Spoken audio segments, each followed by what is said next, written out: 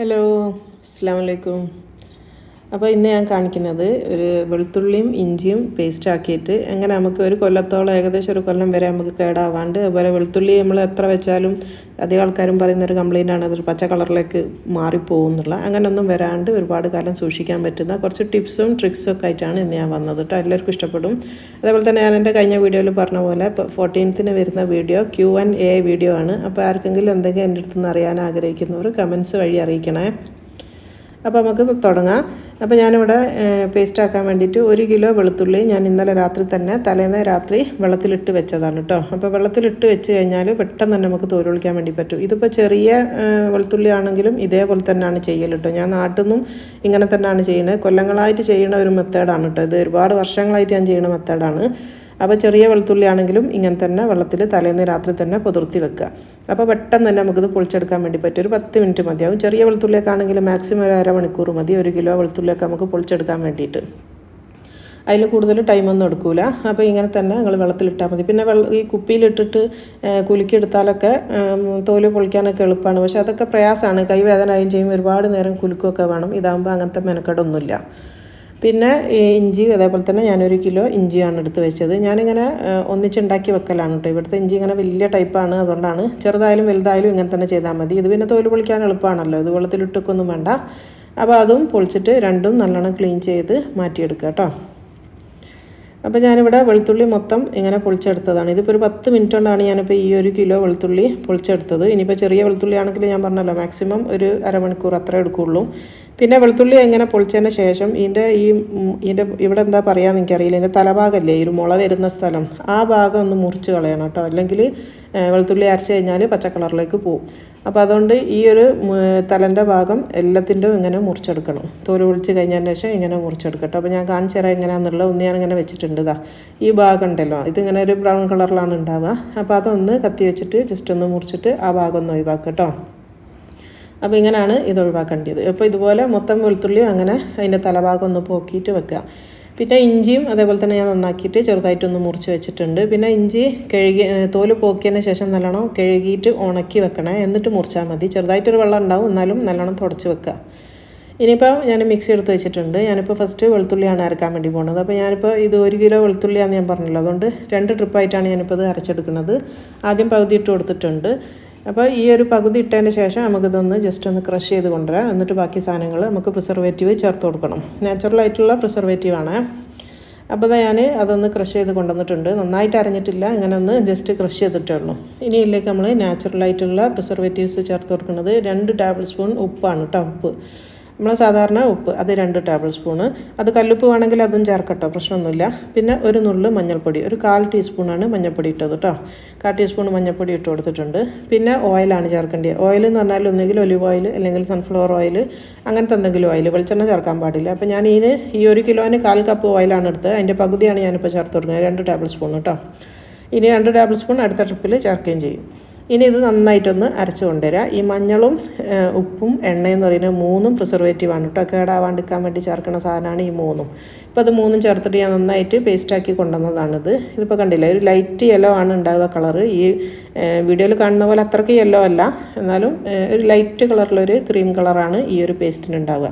അപ്പോൾ ഇത് ഇങ്ങനെ ഞാനിപ്പോൾ പകുതി അരച്ചത് ഞാനിപ്പോൾ വേറൊരു പാത്രത്തിലേക്ക് മാറ്റി കൊടുക്കുകയാണ്. അതിന് ശേഷം ബാക്കി പകുതിയും കൂടി നമ്മൾ ഇതേപോലെ തന്നെ ഈ സെയിം മെത്തേഡിൽ നമുക്കൊന്നും കൂടെ ഒന്ന് ചതച്ച് കൊണ്ടുവരണം. അപ്പോൾ അത് പകുതി ഞാൻ മാറ്റി. ഇപ്പോൾ ഈ ഒരു മെത്തേഡിൽ നിങ്ങൾ ഇതേപോലെ തന്നെ ചെയ്യുകയാണെങ്കിൽ ഞാൻ പറഞ്ഞല്ലോ 10 മാസമൊക്കെ ഈസി ആയിട്ട് ഇത് നമുക്ക് സൂക്ഷിക്കാൻ വേണ്ടി പറ്റും. പിന്നെ 1 വർഷം വരെയാണ് ഇതിൻ്റെ ഒരു സമയം എന്ന് പറയുന്നത്. എന്തായാലും മിനിമം 10 മാസം എന്തായാലും നിൽക്കും. ഞാനിപ്പോൾ 2ാമത്തെ ട്രിപ്പ് അതേ സെയിം മെത്തേഡിൽ തന്നെ ചെയ്യാണ് കേട്ടോ. അപ്പോൾ ഞാൻ പിന്നെയും പറയുന്നില്ല എന്നേ ഉള്ളൂ, അതേപോലെ തന്നെ മാറ്റി പിന്നെയും ചെയ്യാണ്. അപ്പോൾ ഇങ്ങനെ ചെയ്യുകയാണെങ്കിൽ ഞാനിപ്പോൾ എനിക്കൊരു 6 മാസമൊക്കെ ഇത് നിൽക്കലുള്ളൂ. അപ്പോൾ അപ്പോഴത്തേക്ക് കാലിയാവും. അപ്പം പിന്നെ ഞാൻ അടുത്ത ട്രിപ്പ് മാറ്റി പിന്നെയും ഉണ്ടാക്കും. അപ്പോൾ അത് 2 ട്രിപ്പ് ഞാനിവിടെ അരച്ചിട്ടുണ്ട്. അപ്പോൾ രണ്ടും കൂടെ ഒന്നിച്ചാക്കുക. ഇനിയിപ്പോൾ ഇതൊന്ന് ജസ്റ്റ് ഒന്ന് മിക്സ് ചെയ്ത് കൊടുക്കണം, കാരണം നമ്മളിത് 2 ട്രിപ്പായിട്ടല്ല അരച്ചത്. അപ്പോൾ എല്ലാം ഒരേപോലെ ആവാൻ വേണ്ടിയിട്ട് നന്നായിട്ടൊന്ന് ആദ്യത്തതും 2ാമത്തതും കൂടെ നന്നായിട്ടൊന്ന് മിക്സ് ചെയ്ത് കൊടുക്കുക. കാരണം എന്താ വെച്ചാൽ നമ്മളത് ഒന്നിച്ചല്ല സൂക്ഷിക്കാൻ വേണ്ടി പോകുന്നത്. അപ്പോൾ ഒരു ഭാഗത്ത് വേറൊരു ഫ്ലേവറും രണ്ടും വേറെ മാറിപ്പോണ്ട, അതുകൊണ്ട് രണ്ടും നല്ലോണം ഒന്ന് മിക്സ് ചെയ്യുക. അപ്പോൾ ഇത് കണ്ട നല്ല അടിപൊളിയായിട്ടുള്ള നമ്മളെ ഗാർലിക് പേസ്റ്റ് ഇവിടെ റെഡി ആയിട്ടുണ്ട്. നമ്മളെ ഷോപ്പിൽ നിന്നൊക്കെ വാങ്ങിക്കുന്ന പോലെ നല്ല എന്താ പറയുക നാച്ചുറൽ ഇതായിട്ടുള്ള നല്ല പേസ്റ്റ് ഇവിടെ റെഡി. ഇനി ശ്രദ്ധിക്കേണ്ടത് ഇങ്ങനത്തെ ഗ്ലാസ് ജാറിലാണ് ഇത് സൂക്ഷിക്കേണ്ടത് കേട്ടോ. പ്ലാസ്റ്റിക്കിലിട്ട് വെച്ചാൽ കുറേ കാലം നിൽക്കില്ല. അപ്പം ഗ്ലാസ് ജാർ നല്ലോണം ഒന്ന് കഴുകി ഉണക്കിയെടുത്ത പാത്രമാണ് ഞാനിത്. ഈ കുപ്പി രണ്ടും ഞാൻ കഴുകി ഉണക്കി വെച്ചതാണ്. അപ്പോൾ അതിലേക്ക് നമ്മളിത് ഫുള്ളായിട്ടൊന്ന് നിറച്ച് കൊടുക്കാം. അപ്പോൾ ഞാൻ മുഴുവനായിട്ട് ഈ ഒരു കുപ്പിയിൽ നിറച്ചിട്ടുണ്ട്. ഇതൊരു കിലോൻ്റെ കുപ്പിയാണ് കേട്ടോ ഇത്. അപ്പോൾ ഞാൻ അതിൻ്റെ മുൾഭാഗം വരെ നിറച്ചിട്ടില്ല, ബാക്കി വരുന്നത് ചെറിയൊരു പാത്രത്തിലേക്ക് മാറ്റിയതാണ്. അപ്പോൾ അത് നമുക്ക് ആദ്യം അങ്ങ് ഉപയോഗിച്ച് തീർത്താൽ മതി, അത് നമുക്ക് സൂക്ഷിക്കേണ്ടിയില്ല. അപ്പോൾ അതൊരു 2-3 ദിവസം കൊണ്ട് തന്നെ എൻ്റെ അത് തീരും കേട്ടോ. അപ്പോൾ അതുകൊണ്ട് അത് ചെറിയൊരു പ്ലാസ്റ്റിക് പാത്രത്തിലാക്കിയതാണ്. അപ്പോൾ ഇതിപ്പോൾ കണ്ടില്ല, ഇതിപ്പോൾ ഒരു 6 മാസം വരെ ഇത് നിൽക്കും. നല്ല എയർ ടൈറ്റ് ആയിട്ടുള്ള നല്ലൊരു കണ്ടെയ്നറിലാക്കി മാറ്റിയാൽ മതി. ഇനിയിപ്പോൾ അതേ സെയിം മിക്സിയിൽ തന്നെ ഞാനിപ്പോൾ അടുത്തത് ഇഞ്ചിയാണ് കാണിച്ചിരുന്നത്. ഇഞ്ചിക്ക് ഇതേ സെയിം പ്രിസർവേറ്റീവ് അല്ല കേട്ടോ, മാറ്റമുണ്ട്. ഇഞ്ചി എന്ന് പറഞ്ഞാൽ എപ്പോഴും അതിൽ കുറച്ച് വെള്ളം ഉണ്ടാവും, അതുകൊണ്ടാണ് അതിൽ മാറ്റം വരുത്തുന്നത്. ഇപ്പം ഞാൻ ജസ്റ്റ് ഒന്ന് ക്രഷ് ചെയ്ത് കൊണ്ടുവന്നിട്ടുണ്ട്. പകുതി ഇഞ്ചിയാണ് ഇത്. ഇതിലേക്ക് നമ്മൾ നേരത്തെ കാണിച്ച പോലെ തന്നെ 2 ടേബിൾ സ്പൂൺ ഒലിവ് ഓയിൽ ചേർത്ത് കൊടുത്തിട്ടുണ്ട്. ഇനിയിപ്പോൾ അതിൻ്റെ കൂടെ ചേർക്കേണ്ടത് നമ്മൾ സാധാരണ വിനെഗർ, സുർക്ക എന്ന് പറയുന്നത്, അതാണ് ചേർത്ത് കൊടുക്കേണ്ടത്. അപ്പോൾ വൈറ്റ് വിനെഗറും ചേർക്കാം, നിങ്ങൾക്ക് വേണമെങ്കിൽ ആപ്പിൾ സൈഡർ വിനെഗർ ഉണ്ടെങ്കിൽ അതും ചേർത്ത് കൊടുക്കാം കേട്ടോ. ഇതിൽ വിനെഗർ ചേർക്കാൻ എന്താ കാരണം എന്ന് വെച്ചാൽ 2 ടേബിൾ സ്പൂണാണ് വിനെഗർ ചേർക്കുന്നത്. ഇതെന്താണെന്ന് വെച്ചാൽ ഇഞ്ചിയിൽ ഓൾറെഡി കുറച്ച് വെള്ളം ഉണ്ടാവും, അപ്പോൾ അതുകൊണ്ടാണ് നമ്മൾ വിനെഗർ ചേർക്കുന്നത് കേട്ടോ. 2 ടേബിൾ സ്പൂൺ ഉപ്പും ചേർത്ത് കൊടുത്തിട്ടുണ്ട്. ഈ 3 സാധനമാണ് ഇതിൽ പ്രിസർവേറ്റീവായിട്ട് നമ്മൾ ഉപയോഗിക്കുന്നത്. ഇപ്പോൾ അത് നന്നായിട്ട് അരച്ച് കൊണ്ടുവന്നിട്ടുണ്ട്. ഇനിയിപ്പോൾ സെയിം ഞാൻ നേരത്തെ കാണിച്ച പോലെ തന്നെ അത് വേറൊരു പാത്രത്തിലേക്ക് മാറ്റാം. എന്നിട്ട് അതേ സെയിം ജാറിൽ തന്നെ ബാക്കി പകുതി ഇഞ്ചിയും കൂടെ ഇതേപോലെ തന്നെ ഒന്നും കൂടെ ഒന്ന് അരച്ച് കൊണ്ടുവരാം. അപ്പോൾ ഞാൻ ബാക്കിയും കൂടെ ഇതിലേക്ക് ഇട്ട് കൊടുത്തിട്ടുണ്ട്. അതിൽ ഇതേപോലെ തന്നെ ഓയിൽ 2 ടേബിൾ സ്പൂൺ ഓയിലും 2 ടേബിൾ സ്പൂൺ വൈറ്റ് വിനെഗറും പിന്നെ കുറച്ച് ഉപ്പും, ഇത്രയും സാധനങ്ങളാണ് ഇതിൽ ചേർത്ത് കൊടുക്കുന്നത്. ഇത് നന്നായിട്ടൊന്ന് അരച്ച് കൊണ്ടുവരാം. ഇപ്പോൾ ഞാൻ ആ 2ാമത്തെ ട്രിപ്പ് അരച്ചിട്ടുണ്ട്. ഇത് നമ്മൾ ആദ്യം അരച്ച് വെച്ച അതേ സെയിം ഇതിലേക്ക് ഇതും കൂടെ ഇട്ട് കൊടുക്കുക. എന്നിട്ട് ഞാൻ നേരത്തെ വെളുത്തുള്ളിൻ്റെ കാര്യത്തിൽ പറഞ്ഞ പോലെ തന്നെ ഇതിൽ കണ്ടില്ല, ഇഞ്ചിയിൽ കണ്ടോ അങ്ങനെ സൈഡിൽ വെള്ളം. അപ്പോൾ ഇതിൽ ഓൾറെഡി എപ്പോഴും കുറച്ച് വെള്ളം ഉണ്ടാവും, അതുകൊണ്ടാണ് ഇതിന് നമ്മൾ വിനെഗറും കൂടെ ഒഴിച്ച് കൊടുക്കുന്നത്. അല്ലെങ്കിൽ എപ്പോഴും ഇഞ്ചിക്ക് എന്താ പ്രശ്നം വരികയെന്ന് വെച്ചാൽ പച്ച കളറിലേക്കല്ല ആവുക, ഇതിനൊരു ഫംഗസ് വരും, മേലെ വൈറ്റ് കളറിൽ ഫംഗസാണ് വരിക. അപ്പോൾ അത് വരാണ്ടിരിക്കാൻ വേണ്ടിയിട്ടാണ് നമ്മൾ സുർക്ക ഒഴിച്ച് കൊടുത്തത്. പിന്നെ ഈ ഒരു 2 മെത്തേഡും കാണിച്ചതെന്ന് പറഞ്ഞാൽ ഫ്രിഡ്ജിൽ സൂക്ഷിക്കാനുള്ള മെത്തേഡാണ്. പിന്നെ ഫ്രിഡ്ജിൽ സൂക്ഷിക്കുമ്പോൾ ഫ്രിഡ്ജ് ഓഫ് ആവുകയൊന്നും ചെയ്യരുത് കേട്ടോ, എപ്പോഴും വർക്ക് ചെയ്യുന്ന ഫ്രിഡ്ജായിരിക്കണം. ചില ആൾക്കാരുണ്ടാവും രാത്രി ഓഫാക്കിയിട്ട് വെച്ചിട്ട് രാവിലെ എണീച്ച് ഒരു 10 മണി 11 മണിയൊക്കെ ആകുമ്പോൾ ഓണാക്കുന്ന ആൾക്കാരുണ്ട്. അപ്പോൾ അങ്ങനെ ചെയ്യരുത്. ഇപ്പോൾ ഞാൻ ഈ കുപ്പീൻ്റെ ഫുള്ളായിട്ട് നിറച്ചിട്ടില്ല, അതാണ് ഞാൻ കാണിക്കുന്നത്. ഇതിൻ്റെ കുറച്ച് താഴെ വരെ വെക്കാവൂ കേട്ടോ, ഫുള്ളായിട്ട് നിറയ്ക്കരുത്.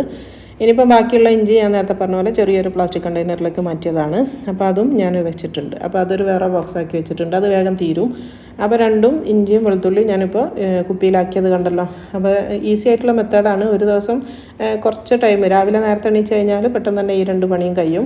അപ്പോൾ ഇന്ന് കാണിച്ച ഈ ഒരു ഇഞ്ചിയും വെളുത്തുള്ളിയും ലോങ് ടൈമിലേക്ക് സൂക്ഷിക്കാനുള്ളൊരു മെത്തേഡാണ് ഞാൻ കാണിച്ചത്. അപ്പോൾ ഒരുപാട് ആൾക്കാർ എൻ്റെ അടുത്ത് നേരിട്ട് ചോദിച്ച ആൾക്കാരുണ്ട് കേട്ടോ, എൻ്റെ കുടുംബക്കാരും അങ്ങനത്തെയൊക്കെ. ഞാനെപ്പോഴും ഇങ്ങനെ ചെയ്യണത് കാണുമ്പോൾ ചോദിക്കലുണ്ട്, അതെന്താ നിങ്ങളത് ഗ്രീനൊന്നും ആകുന്നില്ലല്ലോ, എങ്ങനെയാണ് സൂക്ഷിക്കലെന്നുള്ളത്. അപ്പോൾ അതുകൊണ്ടാണ് ഇതിപ്പോൾ ഞാൻ ഉണ്ടാക്കുന്ന സമയത്ത് എനിക്ക് ഓർമ്മ ആയതുകൊണ്ട് ഇതൊന്ന് വീഡിയോ എടുത്തത്. അപ്പോൾ അറിയാത്ത ആൾക്കാർക്ക് ഇതൊരു ഉപകാരമാകുന്നുണ്ടെങ്കിൽ നല്ലതല്ലേ, അപ്പോൾ അതിനാണ് ഞാൻ ഈ വീഡിയോ എടുത്തത്. അപ്പോൾ ഇഷ്ടമായിരുന്നെങ്കിൽ ഒന്ന് ലൈക്ക് ചെയ്യുക, അതേപോലെ തന്നെ ഉപകാരപ്പെട്ടുണ്ടെങ്കിൽ നിങ്ങളൊന്ന് കമൻറ്റ് ബോക്സിൽ അറിയിക്കുക കേട്ടോ. ഇൻഷാ അല്ലാഹ് അടുത്ത വീഡിയോയിൽ കാണുന്നത് വരെ അസ്സലാമു അലൈക്കും.